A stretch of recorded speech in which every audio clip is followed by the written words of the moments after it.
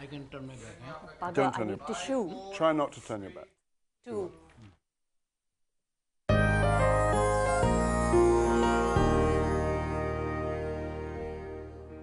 Welcome back. हम बात कर रहे हैं self defence tips for women and we are very lucky that we have Ausaf साहब विद अस और वो हमें सिखाएंगे, हमें बताएंगे। एक बहुत इंपॉर्टेंट डिस्क्लेमर इस पॉइंट पे, ये चीज़ें जो इस वक्त आप सीखने जा रहे हैं ये सिर्फ उसी सूरत में इस्तेमाल कीजिए या इंक्लूड कीजिए अगर आपका अटैकर के पास कोई गन या कोई वेपन नहीं है, जो पॉसिबिलिटी हो सकती है। कभी घर के ही किसी कोई शख्स घुसाता है, अगर कोई ऐसा शख्स हो जिसके पास कोई गन या वेपन या आर्म्स नहीं हो, उस सूरत में आपके पास सेल्फ डिफेंस के कुछ टिप्स हासिल आप कर सकते हैं। What's the first one? Ausaf साहब, आप जॉर्ज के बारे में बताइए कि in terms of his body वो कौन सी जगह है जहां आप अटैकर को अटैक कर सकते हैं। सबसे पहले देखिए, मालूम होना चाहिए हमें कि एक इंसान के जिस्म में कौन कौन से नाजुक हिस्से हैं जहां पर अगर हिट किया जाए तो वो एकदम नाकारा हो जाए। अब मैं बताता हूं कि कौन कौन से वो हिस्से हैं इंसान के जिस्म में। सबसे पहले हम लेते हैं हेड एंड नेक। इसमें टेम्पल्स, ये जो कनपटियां जिनको बोलते हैं, कनपटियां। उसके बाद में दोनों आंखें, फिर नाक की हड्डी जिसको हम बांसे की हड्डी कहते हैं, bridge of the nose, bridge of the nose, upper lip, ठीक है, बोथ द ईयर्स, ये दाएं कान और बाएं कान। How do you hurt the ears? How would you hurt the ears? Here जब वेपन की बारी आएगी उस वक्त आपको बताया ठीक जाएगा। उसके बाद गले में आइए तो यहाँ एक हड्डी होती है जिसको हम कहते हैं एडम्स एप्पल। एडम्स एप्पल ये इस कदर नाजुक होती है कि इसको जरा हिट कर दिया जाए तो आदमी का गला घुट जाता है। उसके बाद आइए बेस ऑफ द थ्रोट, ये गड़ा होता है यहाँ पर। उसके बाद साइड ऑफ द नेक, गर्दन का दायां हिस्सा, गर्दन का बायां हिस्सा। उसके बाद में बैक ऑफ द हेड, पीछे का हिस्सा। ये आ गया आपका हेड एंड नेक के अंदर। अब हम आते हैं बॉडी के अंदर। बॉडी के अंदर कॉलर बोन, जिनको हंसली कहते हैं, ये कॉलर बोन, दाएं की कॉलर बोन, बाएं की कॉलर बोन। अब आपको बताएंगे कि कॉलर बोन पे हमला कैसा होता है बाद में। उसके बाद आप और नीचे आ जाए यहाँ पर, तो यहाँ पर एक जगह आती है, इसको कहते हैं गढ़ा, एक यहाँ होता है, इसको कहते हैं सोलर प्लेक्सस। सोलर प्लेक्सस जी। उसके बाद नीचे आइए तो ये आ गया आपका स्टमक, बैली जिसको कहते हैं, स्टमक बहुत ही नाजुक हिस्सा है। फिर ये पसलियाँ जो आती हैं, आखिरी पसली जो है इसका एक जोड़ होता है, उसको हम कहते हैं फ्लोटिंग रिब्स, दाएं की फ्लोटिंग रिब्स और बाएं की फ्लोटिंग रिब्स। फिर उसके बाद जाते हैं पीछे की तरफ का हिस्सा, स्पाइन, जहाँ रीढ़ की हड्डी जो है आगे खत्म होती है, इसको हम कहते हैं तो ये तो बहुत, ये मजबूत हिस्सा नहीं होता बहुत? जी नहीं, ये जो हिस्सा होता है ये इतना नाजुक होता है कि इसके ऊपर कोई हार्ड हिट कर दिया जाए तो आदमी लरस के बिल्कुल बेहोश हो जाता है। अच्छा। उसके बाद ये आ गया किडनी, दाएं किडनी और बाएं किडनी। इसके ऊपर कौन सा वेपन इंसान का इस्तेमाल होगा ये आपको बाद में बताएंगे। ठीक है। अब उसके बाद आ जाता है जितने आपके हाथ और पांव के अंदर जोड़ हैं, फिंगर ज्वाइंट्स, रिस्ट ज्वाइंट, ये कलाई का जोड़, कोनी का जोड़, कंधे का जोड़, घुटने का जोड़, एंकल जिसको पहुंचा कहते हैं उसका जोड़, और पांव की उंगलियों का जोड़। इनको अगर जोड़ों को उल्टा करके मोड़ दिया जाए तो ये टूट भी जाती हैं और आदमी लरस जाता है बिल्कुल। तो ये इसके तकरीबन मोटे। फिर उसके बाद स्टमक के बाद आता है नीचे का हिस्सा, एब्डोमेन के नीचे, ग्रोइन जिसको हम कहते हैं जी। बहुत ही नाजुक हिस्सा है, इसके बहुत चोट अगर लग जाए तो आदमी बिल्कुल बेहोश हो जाता है। ठीक है, तो इन एरियाज पे हम एक खवातीन अटैक कर सकती है क्योंकि ये वल्नरेबल पॉइंट है। लेकिन खवातीन को ये मालूम होना चाहिए कि अपना वो जिस्म के अंदर जो अल्लाह ताला ने उनको हथियार दिए हैं, कौन सा हथियार इस नाजुक हिस्सों पे कब और किस मौके पे लगाना चाहिए। So, okay, so those are the weak points for an attacker, ठीक है?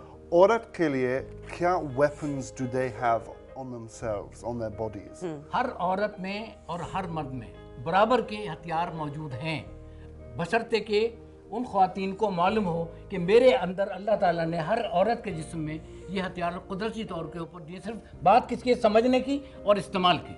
अच्छा जी, जैसे फॉर इंस्टेंस सबसे पहले जैसे ये हाथ है, इसमें ये 2 उंगलियां हैं, ठीक है। ये 2 उंगलियां जो हैं इनको सख्त करने के बाद, सख्त करने के बाद ये उंगलियां आंख के अंदर इस तरीके से मारी जा सकती हैं। आंख के अंदर मारी जा, चश्मे पहने हुए उन्होंने, नीचे से चश्मा पहना है तो नीचे से भी जा सकती हैं और नाक के नथन में भी घुसा कर नथना चीर दिया जा सकता है, यूं दाल के अंदर, और यूं चीर दिया जा सकता है। Sorry George. ठीक है, ओके। अच्छा, उसके बाद आ जाता है फिंगर के अंदर ही प्रोट्रूडिंग फिंगर, ये जो मिडिल फिंगर कहलाती है जी। इस मिडिल फिंगर को इस तरह अगर मोड़ लिया जाए, जैसे ये आपने देखा ये है, मोड़ने तो ये इतनी सख्त हो जाती है, अगर आप छू के देखेंगे यहाँ पर, और यही फिंगर जो है, प्रोट्रूडिंग फिंगर जो है, ये टेम्पल के ऊपर, यहाँ या ये यहाँ पर ऐसे, ये solar plexus, Solar George plexus. आप बीच में आ जाओ। हाँ सोलर प्लेक्सस में यहाँ पर।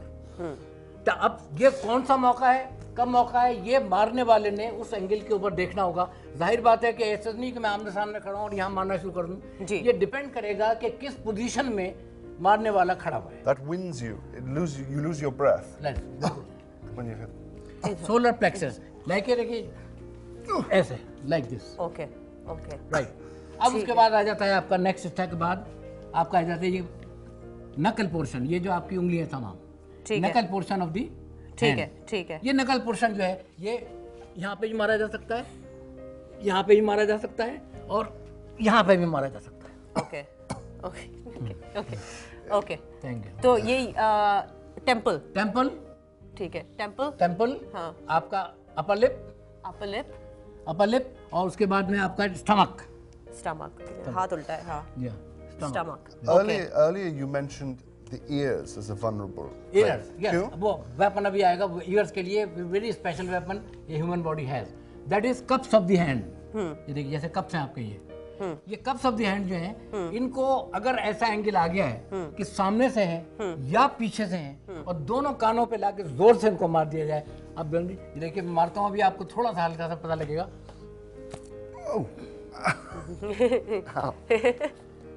ठीक है, yes. How does it feel, like a ringing और Yes, you're disorientated. ठीक है। तो अगर यही चीज जोरदार तरीके से की जाए तो इट्स पॉसिबल कि पूरा तरीके से, तो इसमें क्या होगा कि ईयर कोलैप्स होगा, हवा कोलैप्स होगी अंदर और ईयर ड्रम बस्ट हो जाएंगे। ठीक है, If you, yeah. राइट। ये अच्छा। अब उसके बाद आ जाता है आपका ये हो गया, नकल हो गया, कब्ज, और फिर आ जाता है चिन, ये heel of the palm, Okay. This is called heel of the palm, palm. ठीक है। ये जो है इसको मौके मुनासिब के लिहाज से ये ऐसे मारा जाता है ओके, इसके ऊपर, ताकि ये चिन, इसको कहलाते हैं चिन जैब। ठीक है, अब ये किस वक्त मारना है, कैसे मारना है, ये आपको एक्सरसाइज में बताया जाएगा। ठीक है। लेकिन अभी सिर्फ हम बता रहे हैं कौन सा वेपन कहाँ के लिए ज्यादा मौजूद होगा। ठीक है, ठीक है, उसके बाद आ जाता है आपका एल्बोज, हाँ, कोनी जो है ये इस कदर, जब आप इसको एक तरफ, तो मैंने बताया आपको कि इसका जोड़ कमजोर है, लेकिन अब बता रहे वेपन, वेपन की हैसियत क्या है कि ये वेपन ऐसे भी हो सकता है सोलर प्लेक्सस पे, और अगर नीचे है कोई शख्स तो ये टेम्पल पे भी ऐसा करके मारी जा सकती है। जॉर्ज जो ऊपर है, जॉर्ज जो लंबा है, जॉर्ज के लिए मैं ये सोलर प्लेक्स पे, सोलर प्लेक्स से मार सकते हैं। ठीक है, लेकिन याद रखिए कि मारने का उसूल जो है, कोई भी हथियार इस्तेमाल आप कर रहे हो, उसमें यह है कि बी रूथलेस, बेरहम और हिट हार्ड।